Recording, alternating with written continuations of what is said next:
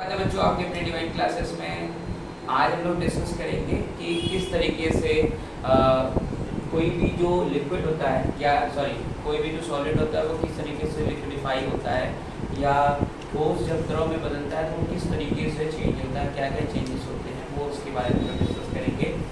और इस चीज़ को क्या बोलते हैं?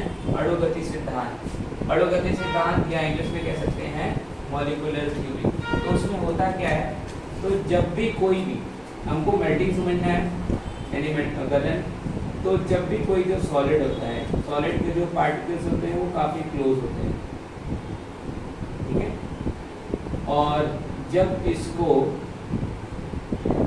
हीट दी जाती है, हीट मतलब ऊष्मा, जब हम इसको हीट देंगे तो होगा क्या कि इसके जो पार्टिकल्स होंगे उनकी जो मॉलिक्यूल्स होंगे उनकी जो काइनेटिक एनर्जी होगी, काइनेटिक एनर्जी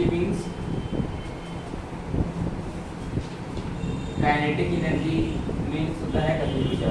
गतिज ऊर्जा क्या होता है कि जब भी कोई भी चीज़ मूव करती है, तो मूविंग बॉडी है या कोई भी मूविंग ऑब्जेक्ट है, तो उसमें गतिज ऊर्जा होती है जिसकी वजह से वो मूव करता है। यानी किसी भी ऑब्जेक्ट में या किसी भी चीज़ में अगर गतिज ऊर्जा होगी तो वो मूव करेगा, ठीक है।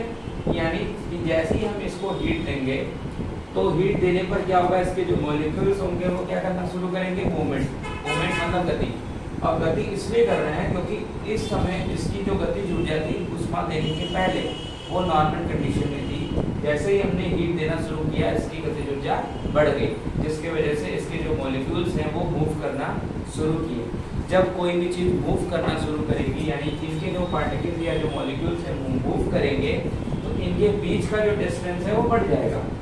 जैसे अभी ये यहाँ पर था, जब इनके में हीट हम देंगे तो इनका जो पोजीशन होगा वो कुछ इस तरीके से होगा, ये थोड़े दूर दूर हो जाएंगे, ठीक है। यानी कि यहाँ पे अगर हम देखें इन दोनों के बीच का गैप या इन दोनों के बीच का गैप, और यहाँ पर देखें इन दोनों के बीच का गैप, तो यहाँ पर देख रहे हैं कि दोनों का जो गैप है वो ज़्यादा है, इसकी गैप एकदम नहीं है या थोड़ी बहुत है, मतलब ठोस में तो होता ही नहीं है, हालांकि मैंने फिगर में ऐसे दिखाया है। लेकिन जो सॉलिड होता है उसमें कोई भी स्पेस नहीं होता है, जिसकी वजह से वो सॉलिड होता है, रिजिड होता है, कठोर होता है, ठीक है। और यहाँ पर देख रहे हैं कि जैसे ही हम इसको हीट देंगे इसकी गतिज ऊर्जा बढ़ेगी, और जब गतिज ऊर्जा बढ़ेगी तो उसके बीच के जो स्पेस है वो भी बढ़ जाएगा, जिसको बोलते हैं अंतरा आणविक अवकाश या इंटर मॉलिक्यूलर स्पेस, वो थोड़ा बढ़ जाएगा। इसको समझने के लिए आप एक एग्जांपल समझ सकते हैं। जैसे अगर मान लीजिए सपोज करिए एक बड़ा सा तावा है, ठीक है, उस पर कुछ लोग खड़े हुए हैं बिना स्लीपर। जैसे हम उस तावे को गर्म करते हैं तो जो सारे लोग पास एक साथ हैं वो क्या करना शुरू करेंगे, भागना शुरू करेंगे। जब वो भागना शुरू करेंगे इसका मतलब कि वो भाग इसलिए रहे क्योंकि उनकी गतिज ऊर्जा बढ़ गई, जो कि पहले कम थी, लेकिन अब हीट देने पर, ऊष्मा देने पर उसकी गतिज ऊर्जा बढ़ गई, जिसकी वजह से वो एक दूसरे से दूर भागने लगे अपने आप को बचाने के लिए। और इस कंडीशन में या इस दशा में वो एक नीचे गिर सकते हैं। तो उसी तरीके से यहाँ पे जैसे ही स्पेस बढ़ा, गतिज ऊर्जा बढ़ी, स्पेस बढ़ा। अब स्पेस बढ़ा क्यों? जैसे स्पेस बढ़ा तो हम क्या कह सकते हैं कि इन दोनों के बीच का जो अट्रैक्शन ऑफ फोर्स था, जिसकी वजह से वो काफ़ी पास थे, अब वो अट्रैक्शन ऑफ फोर्स यानी आकर्षण बल क्या हो गया, कम हो गया, जिसकी वजह से वो एक दूसरे से दूर हो गए। तो दूर होने का रीजन क्या था? अंतरा आणविक आकर्षण बल, यानी कि पहली चीज हमने पढ़ी गतिज ऊर्जा जो कि बढ़ जाती है। दूसरा क्या पढ़े हम लोग? अंतरा आणविक अवकाश जो कि बढ़ गया था। तीसरी चीज हमने पढ़ी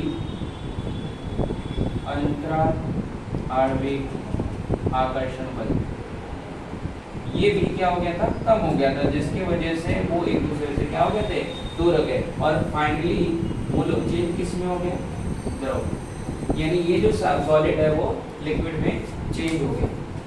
तो यही है गलन की व्याख्या on the basis of molecular theory. तो ये मॉलिक्यूल्स का मूवमेंट किस तरीके से हुआ, मूवमेंट के थ्रू क्या क्या चीज़ें चेंजेस हुई, उसके बेसिस पे आप इस चीज़ को देख सकते हैं। तो कैसे लगे वीडियो जरूर बताइएगा। Thank you.